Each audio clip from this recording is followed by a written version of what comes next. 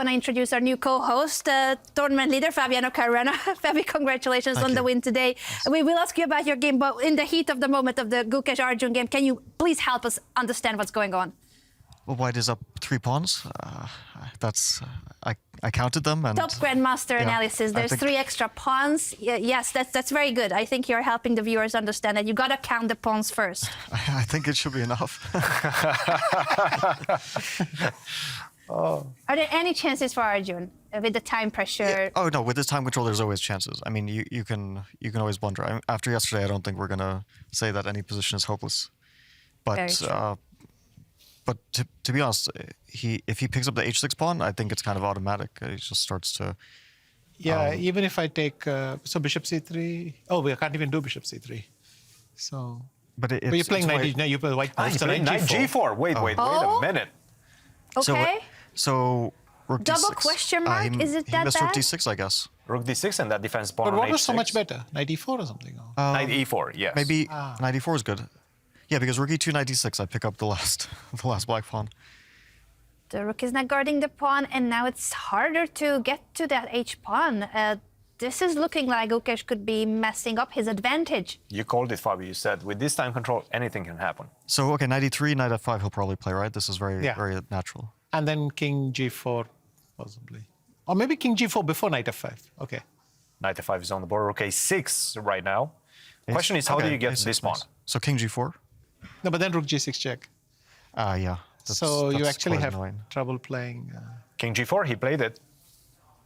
But after rook g6 check, is he going to come back? Bishop takes c3 seems to just be I don't think he'll go back. very close to equality. He takes the pawn on a4. So king h5, it starts to get dangerous again. Yeah, I mean, in the end, 2 pawns should be clinching, right? So rook c6, I think you want to keep the b pawn free. Knight h6, bishop c3, and just run and pray. Rook c6, knight takes h6, bishop takes c3. This is the idea, and just get the pawn going. It didn't like rook c6 because of knight d4, or like what? Why didn't it like rook c6? Maybe rook f4 check? Oh, I have nowhere to put my... You have to go king. Yeah. This is easy to miss. This is really easy to miss, by the way. But now like king a3, c4, and you can't really approach the pawn. Yes. But I can play bishop d2, c4 and you can't really... Let's see. Let's wait and see. Let's right see now. what he did. King h5. This is a big moment right now. King b3 seems to be the best move.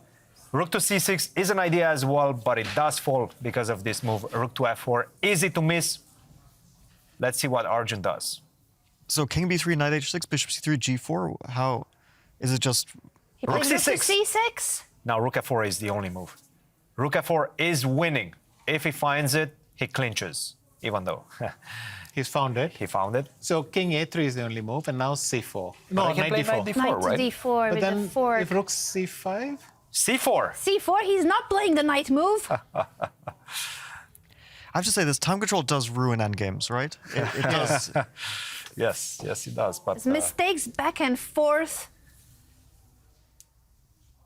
Okay, bishop d2 is a really logical move. I don't think any other move comes to mind. All right. So rook d4, Bishop c1, rook d7, b6. Do I care? and rook b7. But rook d6, probably taking king b4 as a draw. And probably a very easy one as well. bishop d2 is on the board. He missed bishop d2. That's he made some. He had some reaction to bishop d2. I think he just missed it. Let's see where he's going to put this rook. 25 seconds left for Gukesh, and there's only a 10-second increment per move. Arjun definitely playing a practical game right now. 2 minutes 51 seconds, keeping the edge on the clock. And another Why mistake. c3 though? That one didn't make sense. Rook d7 right now is winning once again. Rook d7 forced the pawn to b6 and then rook to d6. Oh, we have. Playing rook d5. So now grab the pawn and This is also looking very good. But why? If rook c4? knight h6. King a4 is just too slow. Can I go knight d6, Yeah, knight I b5, mean, maybe? That's And that pretty. endgame? I like the Ah, idea. yeah. Play that endgame after knight takes c3. Yeah, that's really good. That's just. Wait, is that trivial though? Knight d6. It's certainly not. Let's see. Arjun has taken the pawn. Rook to b4. After rook d5, rook takes. Knight b5, king b3. Because you still You just play g3 and slowly grab. Let's right? catch Rook up with the D6 game. and- I think we or have rook D6, moves. yeah. Yeah. None of that. Rook This to happened? b5. Yes. Okay, and now what? Knight at 6? Knight takes h6. Maybe g4 is going to be a 18 race. seconds left for Gukesh. He takes the pawn. Bishop a5 Bishop probably. A5. Yeah. Only move has to be played. Found by Arjun. Yeah, now Knight F5 and Rook takes C4 and Rook B1. Guys, this is going to be a race. Knight f5 is one of the moves. g4 seems to be very good as well. Rook B1. Yes. So b5 we have to go, right? Time With to B5, push. I will give a check and then play G4, and you lose more time. Oh, so bishop c3 then, or Yeah. no, you I can't can't. play I B- can't. Yeah. So what do I do? Yeah. yeah. b5 is his decision. Makes a lot of sense. Now, rook a1, you do force the king in front of the pawn, so that seems to be the best way forward. And only after. Actually, G4 is possible. But g4, b4. No, then Rook A1 check. But maybe g4 bishop c3 wasn't so easy. Yeah, that's true. Oh, then I wanted to go He gives the Knight check D6 first. and maybe, no, but it's not worth it. Yeah.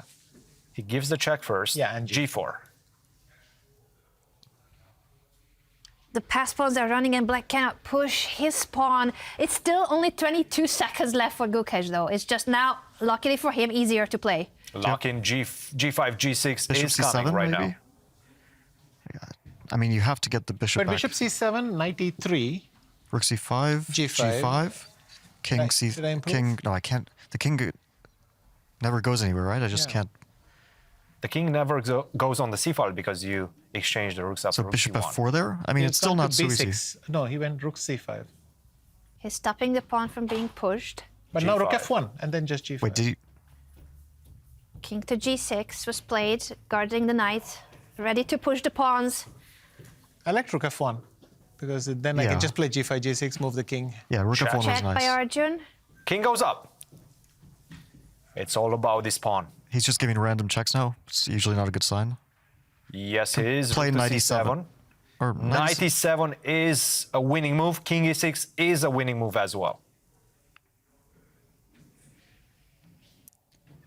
28 seconds left for Gukesh. A couple of moves are winning here. Any moves that are not winning? No. Okay, then he cannot Everything make is a winning mistake. right now. But he could make a mistake by repeating the moves. It could be a threefold repetition if he steps into it again. He's not going to. He He's just playing got game 20 time, yeah. seconds. So King E6, I think. Or knight e7. Even Knight though E7 is thing, but I think he. King e6 feels more natural. And he goes for And it. that's what he does. And now Rook C6 check. king d5, D5. rook c5. Yeah, I'm not really escaping, am I? Well, king d. Yeah, E4. knight d6 is a very good one. Yeah. Why? Bishop C7? Ah, rook to d1. But yeah, Some sort of a race. This is not over, guys.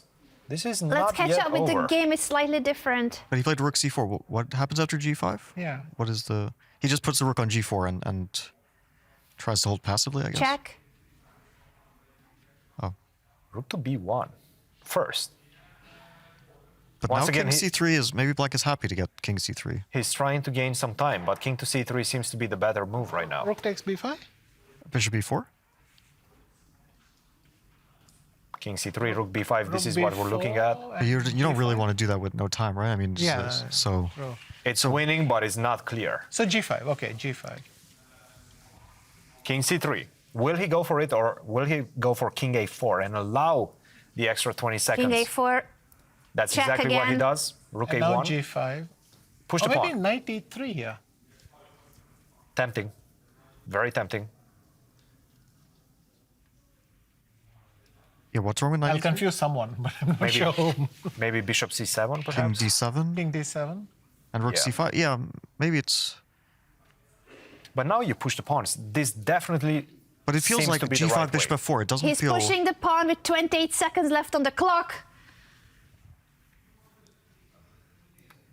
Well, it's the, Bishop c7 on the board. and now King E6. e6 right? is a good square, right? Yeah. Good thing for Gukesh, any move seems to be winning. King d5, king d7, king e6 as well. By the way, this is the last game of the day because Ju-Jun has won her classical game against Saraka. Then we will take a look at it after this game because this is everything to play for right now in this one game between Gukesh and Arjun. Rook e4 maybe? He goes for it, king f7. Not king d5, that would have allowed rook to e5. King f7, and now the g-pawn is going to go down the board. The h-pawn is going to follow suit as well. It just seems like white is much faster right now. You have to play bishop e5 here. I mean, Rook g1, perhaps. Actually, I like rook f1. Rook f1. And then g6 and then h5, h6. I want to stop rook f4 even more than anything else. And that's bothering me quite often. The pin. Sorry. Yeah. Bishop e5, Okay. rook f1. Even rook b1 is fine. Rook b1, rook f1, but rook f1, it definitely seems compelling. Yeah, because I can start rolling with both pawns. You can't even stop it. Yes, yes, rook f1 really seems decisive right now. Gukesh on his way to 21 winning. seconds, 20. 21 seconds. And he plays it rook to f1, the best move in the position. Great move, and it does feel like right now he sees the path ahead. He sees the blueprint of how to promote these pawns. G6, h5, h6, g7, nothing stopping them. The knight on f5 is tremendously placed, and you're just simply too slow with black. Yeah. You're not in time. My rook is absolutely beautifully placed. Even if you get your pawn to b2, my rook is going to stop the promotion. This one is looking like it's going King a3. Okay, g6, Gukesh's b4, way. h5, b3. you won't even need your rook at some point. So it's h6, b2, g7. But then bishop takes, pawn takes, rook g4. Let's catch up with the How game am I because he's giving winning a this? check. Knight e3? Gukesh has played rook to f3. King a2. Oh no, I have to take yeah, king and then a2. knight d5 or knight d1. Ah, right. Oh, just like yesterday. Gentlemen, I'm sorry to interrupt, but we have a different move order. Check and rook to e3. This looks good as well, because right now It's this going to forces d5 and that's it, yeah. the Yeah. queen, Or the c4. rook trade, and now I'm just simply going to go g6, get the knight to c4, sacrifice it, and then just simply push the pawns. Let's see if he goes for it. Yes, we do have that. Very similar and material now G6, balance Yeah, exactly. to what they had in the first game with reverse colors. It was king and knight versus king and bishop and some extra pawns for Arjun. This time around is for Gukesh. So the knight is always stronger, is the conclusion. With this Yes, time I control, think. the knight is always stronger. I've been telling you, Fabi, for a long time. For decades. What a game this has been. Like, we are still just trying to process that Gukesh was in a worse position. Then he managed to find chances, balance it out, and now he's winning. He's winning again. That's an easy way out. Knight to c4, b3, knight to d2. That's going to capture the pawn on b3. And if you don't And now play knight that, a5. knight a5, Actually, and resignation will come. g7, that's it. You After- don't even need to bother with the details. After knight a5, I think it's over. He pushes the g7, pawn. good enough. Bishop takes, king takes. Because knight a5 is always there, yeah. And then he will push his pawn. So he gives up the knight for black's pawn and will promote the h-pawn. Yeah. Gukesh-Arjun wins again a game where he was worse. He defended so resiliently with so much hope. We thought that it was looking very bad for the reigning world chess champion. He turned the tables around completely and wins yet another game. And let's just emphasize how important this is for Gukesh. He beat Arjun Erigaisi for the first time in his life. He did the same yesterday to Magnus Carlsen. He was lost against Magnus Carlsen. He turned the tables around, and now he beats both Magnus and Arjun for the first time ever in his career. What a tournament for Gukesh. He started with 2 losses. Absolutely. Norway Chess. Absolutely, and right now he's only a point behind the leader who's with us in the studio here, Fabiano. Fabiano, welcome to the show. Well, obviously we've had you for a while. We've had you as a co-commentator, but now you finally get the chance to talk about your game. Great game. It didn't look like much. In fact, at some point we were saying maybe this game is going to end swiftly, but you kept the pressure on and you got the victory. How are you feeling right now? Sum it up from your perspective. I mean, I was briefly considering to repeat after bishop h3, bishop... of course, I wasn't really going to, but it is a drawn endgame. I still thought I can play it for a while, but actually, what did you think was his best defense? I was very surprised he put the rook on the second rank. Yes, I thought most of the time bishop on b4 and rook on b8 is what computer usually says is flat in these kinds of things. I thought, I wasn't even sure e6 was necessary. Sometimes you want the bishop to nestle on d6, and that's an extra. That could be it. Yeah. I thought he would put the rook on the 7th, bishop on b4, f8, and then just stand. But I was surprised because the rook on b2 is trapped, and then I started to get at least some hope. Like Yeah. if I get my b pawn running, then at least practically there's always going to be some hope. Can we show those positions, Christian? If you I have them. it. I have them. Yeah. It's all about our production, whether they do want to show it or not. But I do follow everything that you guys are saying. So I think you mentioned that the rook on b2 is just somewhat out of the game, right? I was a It's bit trapped surprised by almost. this defensive setup. I mean, I didn't think it was bad or anything necessarily, but I started to see a lot of hope after, because I thought like if I. Well, okay, he mentioned bishop d6 as like probably the losing move after the game, because clearly after king g4 he's not even holding on to his h-pawn. But I thought that, like, let's say he doesn't play bishop d6, and I play f5 and just take back and then put my bishop on any one of these very comfortable squares, like bishop on g4, and then run my king to the queen side, and f7's weak. So I was at least thinking practically it's very unpleasant. And okay, he mentioned rook a2 here, but I think I would. Well, either b4, I wasn't sure, or just play f5. Maybe f5 is more simple. Take. I guess his point would be b4, he would play rook a4, then bishop b5, d6, bishop and try to d6. earn rook a3. And, Yeah. Right. But I was thinking bishop d6, f5, and then take and still keep pushing the pawn or something. But I mean, this is practically really unpleasant. That was my feeling. Yeah. I know. Fabiano, I'm still speechless from what has also happened in Gukesh's game and your game earlier. Do you know that it's the birthday of Wei Yi today? Oh, I didn't. It's probably better that you didn't know it. Are you feeling bad about spoiling his birthday? Well, I let Gukesh off the hook on his birthday, so. It's good that you didn't know it. That's to the punish someone. conclusion. Don't ever look up your opponent's birthday. No, I've played on my birthday too. It's usually not fun because it gets in your head for some reason. I don't know why. Why would it get in your head? But it somehow does. That I had this game against Neidic in Dortmund many years ago. I was defending for like 6 hours, and all I could think of was don't lose on your birthday. Oh no! But I haven't played on my birthday for a long time, so I think that's a good thing. You're not trying to avoid it on purpose. It's just how the chess calendar is. Yeah, I think it's just luck. Well, for Wei Yi, it wasn't It's not the that best we really of prefer to birthdays, lose on another unfortunately. day. It's just It stings even more on your birthday, isn't it? Yes. No? But for Gukesh, this has been a great birthday because he celebrated his birthday here. He turned 19 just a few days ago, and that was when he beat Hikaru. And yesterday he beat Magnus, and today he beats Arjun. So for Gukesh, I think it's a great birthday. Not great for Wei Yi, but you are the sole leader of the tournament with 3 rounds to go, Fabiano. What are your feelings going into these final 3 rounds? I think, okay, the lead is very small. It's basically like one Armageddon game. And also with the scoring system, a lot can happen. So even my lead over others, I don't feel at all comfortable about. And over Gukesh, it's just 1 point, which is practically nothing. So, of course, I'm really happy. I mean, considering the start, everything after that went perfectly, pretty much. But yeah, I'm not counting my chickens quite yet. Fabi, we do have you in the studio, and I do feel like I am compelled to ask you about the moment yesterday between Gukesh and Magnus and what happened. The emotion that Magnus showed with that resignation, that slap on the board, what did you make out of that? Well, I think he really wanted to beat Gukesh, and especially the way that he was playing. It was an excellent game. Up until the purely technical phase, when I thought this is like Magnus's greatest strength always. Just he never gives any hope, and once it's purely technical, he almost never gives any hope.